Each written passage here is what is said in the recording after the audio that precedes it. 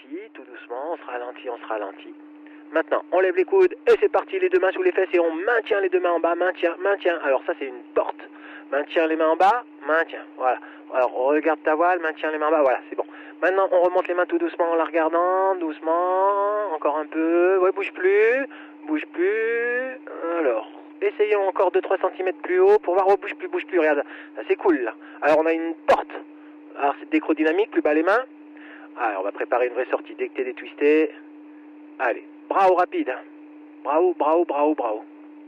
Alors, te laisse pas tourner, contre à droite, descends ta main droite, secours, allez, secours, on est une pipe. Attention, secours.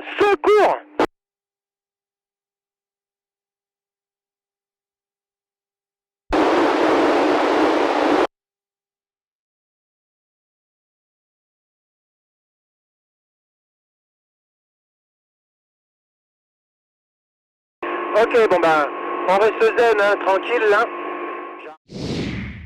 Cette semaine, notre pilote réalise un décrochage et une recherche de marche arrière.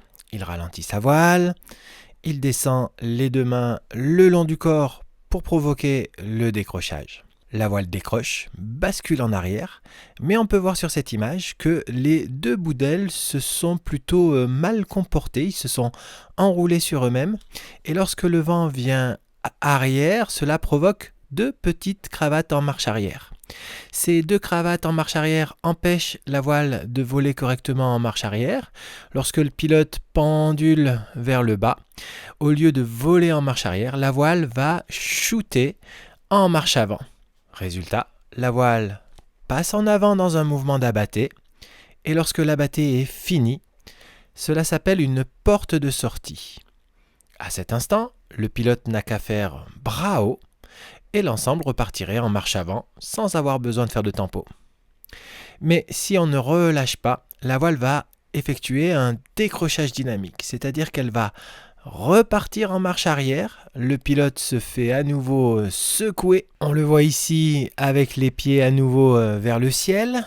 Puis la voile se dandine et on voit qu'elle va nous faire ici une mauvaise déformation du bout d'aile de gauche qui a fait un 180, ce qui empêche la voile de voler correctement en marche arrière.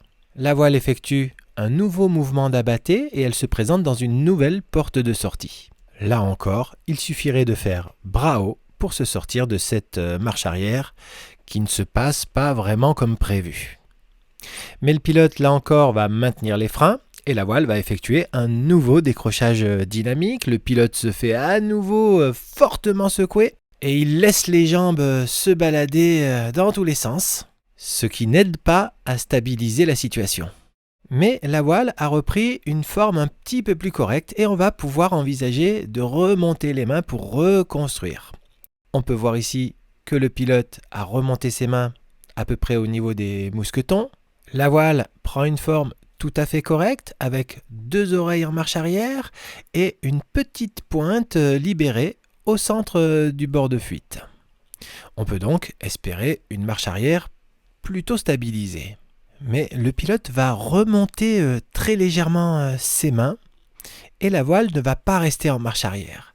Elle va à nouveau effectuer un mouvement d'abatté et se présenter dans une troisième porte de sortie. Et il s'agit là d'une belle porte avec une voile toute ouverte et très loin en avant. Plus la voile est loin devant, et plus il est recommandé de prendre la porte en faisant bras haut, car plus le décrochage dynamique sera violent. Mais notre pilote tient absolument à trouver une marche arrière, il ne prend donc pas cette porte de sortie. Le décrochage dynamique envoie la voile très violemment en arrière, le pilote se retrouve très déstabilisé et il va twister. On a ici un demi-tour de twist. Le pilote garde ses mains un petit peu baladeuses, la voile reste en marche arrière. On a désormais un tour de twist.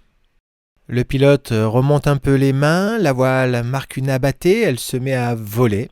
Mais on peut voir que le pilote conserve une certaine quantité de frein avec sa main gauche. On voit bien le bord de fuite déformé à gauche. Ce freinage va provoquer une mise en rotation très violente sur le côté gauche, une rotation de type 360 avec un pilote toujours twisté. On peut voir ici que le bord de fuite est toujours légèrement freiné à gauche, ce qui suffit pour entretenir ce 360 très impressionnant, avec un taux de chute certainement très proche des moins 20 mètres par seconde avec cette voile de petite surface. Il est intéressant de remarquer qu'en configuration de 360 engagé, un parachute de secours s'ouvre extrêmement vite et bien. Mais notre pilote va commencer à contrer avec sa main droite. La voile va progressivement sortir de la rotation, ce qui est plutôt bien, mais il est extrêmement difficile de gérer une sortie de 3-6 alors qu'on est twisté. Le risque est de maintenir le contre et de provoquer une inversion du sens de la rotation. Cette inversion va catapulter le pilote par-dessus la voile avec le risque de tomber dans la voile. Le pilote finit par déclencher son parachute de secours au sommet de son inversion. On peut d'ailleurs voir que le pilote a du mal à lâcher correctement la poignée et à lancer fort son parachute, ce qui fait que le parachute va tomber. Et on peut remarquer que le parachute tombe à la même vitesse que le pilote. Heureusement, ni le secours ni le pilote tombent dans la voile. Lorsque le pilote arrive sous la voile repart en rotation et le parachute va pouvoir se gonfler. Mais il est passé sous les jambes du pilote. Et quand le parachute s'ouvre, notre pilote se retrouve tête en bas et pieds en l'air à cause du parachute. Heureusement, il parvient très rapidement à défaire son pied, le parachute s'ouvre et notre pilote n'a plus qu'à reprendre ses esprits. Il faut désormais s'occuper de neutraliser la voile pour éviter la mise en miroir, qui a pour conséquence de dégrader le taux de chute du parachute. Le pilote va essayer d'attraper ses drisses de frein et tirer dessus pour provoquer le décrochage de la voile, et ce, à quelques mètres de l'arrivée dans le lac.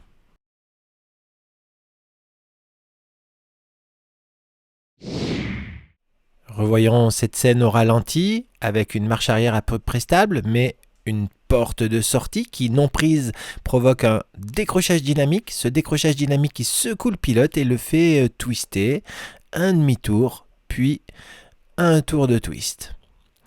Le pilote maintient un petit peu sa marche arrière avec des mains baladeuses, puis la voile revole, mais un freinage intempestif de la main gauche envoie la voile dans une rotation très impressionnante sur le côté gauche. Au lieu de tirer son parachute de secours, le pilote contre, mais il ne gère pas bien son contre et provoque une inversion. Il tire son parachute de secours au sommet de son inversion. L'ouverture du secours est un petit peu laborieuse, mais elle finit par être efficace.